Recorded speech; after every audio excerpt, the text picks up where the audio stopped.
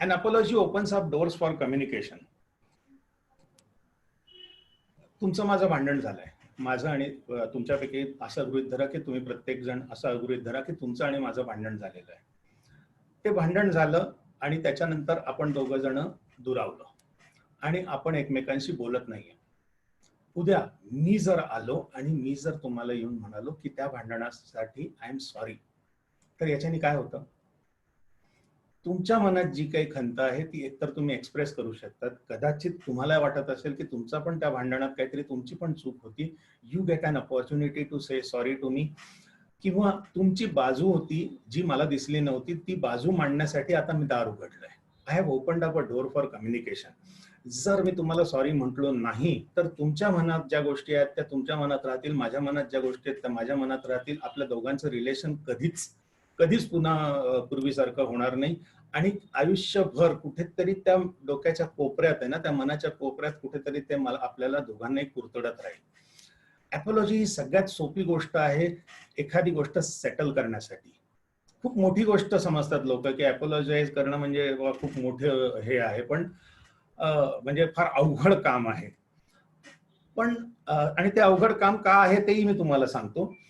पण खरं पाहिलं ना तर it is a very small simple act की ज्याच्यानी खूप दारं उघडतात. फक्त कम्युनिकेशनचीच नाही तर रिलेशन्स रिपेअर करण्याची, त्याच्यानंतर एखाद्याची डिग्निटी त्याला रिस्टोर करण्याची, एखादी संधी मिळणार असते की जी केवळ एका अपॉलॉजीमुळे अडकलेली असेल, ती संधी त्याला मिळू शकते. आणि सगळ्यात महत्वाचं म्हणजे त्याला जी मनातनं जी कुठली वाईट वाटत असतं ना, ते वाईट वाटणं त्याच्या ग्रोथला कुठेतरी हॅम्पर करत असतं. कारण एक विचार पॉझिटिव्ह असतो, एक विचार निगेटिव्ह असतो, and that keeps on cancelling out each other. It clears a mental space of guilt and remorse, creating more space for positive thoughts. मी जे मगाशी म्हणालो की आपल्या मनात पॉझिटिव्ह निगेटिव्ह असे सगळे इमोशन्स असतात आणि ती प्रत्येक इमोशन एक जागा घेऊन बसलेलं असतं. जर गिल्ट किंवा रिमोर्स ही जर आपल्या मनात असेल, दिलगिरी, खेद, दुःख, ह्या गोष्टी जर आपल्या मनात असतील तर त्या एक जागा व्यापून बसलेल्या आहेत. ती जागा जेव्हा आपण रिकामी करतो तेव्हा तिथे एक पॉझिटिव्ह थॉट बसू शकतो आणि त्याच्याने आपल्याला हॅपीनेस वाढू शकतो किंवा आपण आयुष्यात पुढे जाऊ शकतो. तर मग हे एवढं सगळं कळतं तर why is it so hard? Why is it so hard to to तर ते इतकं डिफिकल्ट का बरं आहे मग? किंवा सॉरी म्हणायचं आहे ना, मग त्यात इतकं अवघड काय? तर काही लोकांना असं वाटतं ना की मी जर सॉरी म्हणालो तर मी असं तुम्हाला सांगतोय, मी लोकांना असं सांगेन सॉरी म्हटल्याने किंवा माझ्यात काहीतरी चूक आहे, माझ्यात काहीतरी गडबड आहे, माझ्यात काहीतरी लोचा आहे किंवा मी माणूसच वाईट आहे. If I go and say ना की नाही बा ही चूक माझ्याकडनं ही चूक झाली, अरे चुकीची जबाबदारी मी घेतो, तर त्यांना ही भीती असते की लोक त्यांना असं समजतील की ह्या माणसात काहीतरी इश्यू आहे म्हणून याच्या हातनं चूक झाली. कधी कधी एखादी चूक आपल्या हातनं घडते की जी खरं पाहिलं तर तिच्याकडे लोकांचं लक्ष गेलं पण नसतं. आपण सॉरी म्हणून काय करणार तर आपण त्याच्याकडे लक्ष वेधून घेणार, ह्या गोष्टीची आपल्याला भीती असते म्हणून आपल्याला सॉरी म्हणणं थोडं अवघड असतं. कधी कधी एखाद बघा बोलता बोलता ना आपण काहीतरी खटकन कोणाला तरी बोलून जातो, आपल्याला माहिती असतं की हे चुकीचं बोललोय, आपल्याला माहिती असतं की याच्याने मी समोरच्याला दुखावलेलं आहे, समोरच्याचा कुठेतरी अपमान केलेला आहे. पण आता त्या विषयाला मी जर सॉरी म्हणून वाच्यता फोडली ना तर समोरचा काहीतरी त्याच्यावरती रिटॅलिएट करेल, ह्या भीतीने खूपसे लोक सॉरी म्हणत नाहीत. एक इन्फिरियर सुपिरियरचा एक इगो बॅटल असतो की मी सॉरी म्हटलं तर मी लहान होईल असं असं काही लोकांना वाटतं, किंवा मी अमक्याला मी सॉरी म्हटलं तर मी त्याला मोठा करतोय किंवा मी लहान होतोय, किंवा मग मी कशाला माझ्या मुलांची सॉरी म्हणून, मी तर बाप आहे त्यांचा, मी कशाला माझ्या स्टाफला सॉरी म्हणून, मी बॉस आहे त्यांचा. याच्यामुळे पण खूप लोक आहे ना हे एवढी सिंपल ऍक्टला खूप अवघड करून ठेवतात.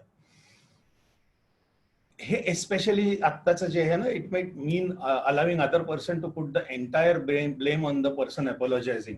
ही भीती आहे ना, ही मेनली आपल्याला आहे ना जवळचे रिलेशन्स जे असतात ना, म्हणजे नवरा बायकोचे रिलेशन्स असतील, आई वडिलांचे आणि मुलांचे रिलेशन्स असतील, एकदम क्लोज फ्रेंड्सचे रिलेशन्स असतील, तिथे भांडणं झाली ना की इथे ही गोष्ट तुम्हाला खूप एव्हिडंट होईल की आपल्याला भीती ही असते की भांडण दोघांचंही झालं, मी पण वाईट बोललो, समोरचा पण वाईट बोलला, पण मी जर पहिले सॉरी म्हणालो तर समोरचा म्हणेल की बघ तुझी चूक होती आणि त्यांनी जे काय वाईट बोललं त्याची जबाबदारी तो घेणार नाही, सगळी जबाबदारी माझी होऊन जाईल.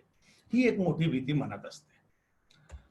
तर मग ह्या सगळ्या आणि अशा टाईपच्या अनेक गोष्टींमुळे ना आपण हे सॉरी म्हणणं जे आहे ना हे खूप अवघड करून ठेवलेलं आहे. आणि आपल्याला बोलायला तर असं म्हणजे जीभ झडत नाही आपल्याला पटकन सॉरी म्हणायला बऱ्याचशा गोष्टींमध्ये बऱ्याचशा लोकांना. तर मग आता आपल्याला कळालं की बुवा सॉरी का म्हणतात, आपल्याला हे कळालं की हे इतकं डिफिकल्ट का बरं आहे. आणि मी तुम्हाला अजून एक सांगतो की हे एवढं डिफिकल्ट असण्याचं अजून कारण काय झालंय की आपल्याला आहे ना लहानपणापासून तुम्ही बघा, आपल्याला लहानपणापासून सॉरी म्हणायला सांगितलं जातं, की कधी सॉरी म्हणायचं हे शिकवलं जातं, कसं सॉरी म्हणायचं हे नाही शिकवलं जातं. त्यामुळे आपल्याला आहे ना एखाद्या चुकीची माफी मागायची तर ती कशी मागायची याच्यात एक खूप ऑकवर्डनेस आपल्याला असतो, की मी काय म्हणू, मी सॉरी म्हणू, मी काय करू, कसं करू. तर याच्यामुळे बऱ्याचदा आपण सॉरी म्हणायला पुढे मागे बघतो आणि ती वेळ निघून जाते. तर मग सॉरी कधी कधी म्हणावं, immediately if possible.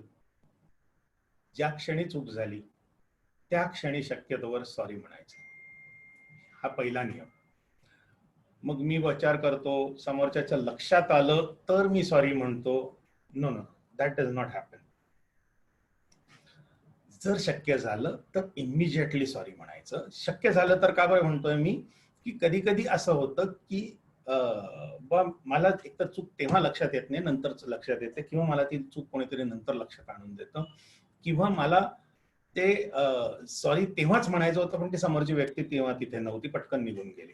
So if possible say it immediately. If not, as soon as you realise the mistake, जसं तुमच्या लक्षात येईल ना की माझी चूक झाली त्या क्षणी सॉरी म्हणा. सॉरी म्हणण्यासाठी खूप विचार करायची गरज नसते. आपण तो विचार करत बसतो, आपण त्याचं ना मानसिक चरवण करत बसतो आणि तोपर्यंत वेळ हातातनं निघून जाते.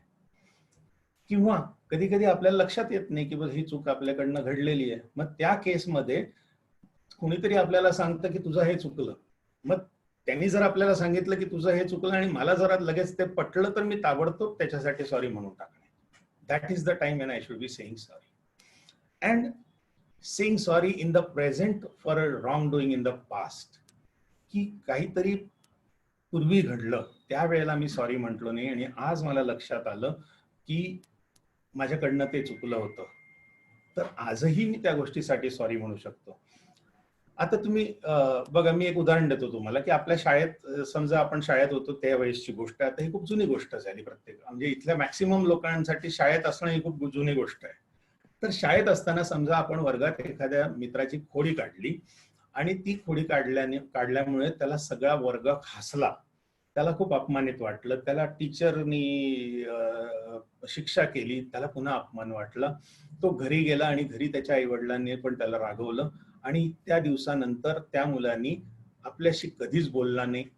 कालांतराने शाळा संपली, तो मुलगा त्याच्या शिक्षणासाठी कुठेतरी गेला, आपण कशासाठी तरी कुठेतरी गेलो आणि आता गेले 20-30 वर्षापासून आपला त्या मुलाशी काही संपर्क नाहीये. पण ह्या प्रोग्राममुळे म्हणा किंवा अशा काहीतरी कारणामुळे किंवा एखाद्या लहानपणीच्या दुसऱ्या आठवणीमुळे आपल्याला जर त्याची आठवण आली आणि आपल्याला लक्षात आलं की नाही यार, ते तर माझं चुकलं होतं, तर आजही आपण त्याला सॉरी म्हणू शकतो. तो समोर नसला तरीही आपण सॉरी म्हणू शकतो. आपल्या मनातनं तर आपण ती दिलगिरी व्यक्त करू शकतो. So you can say sorry even for something which is long past you. You can say sorry.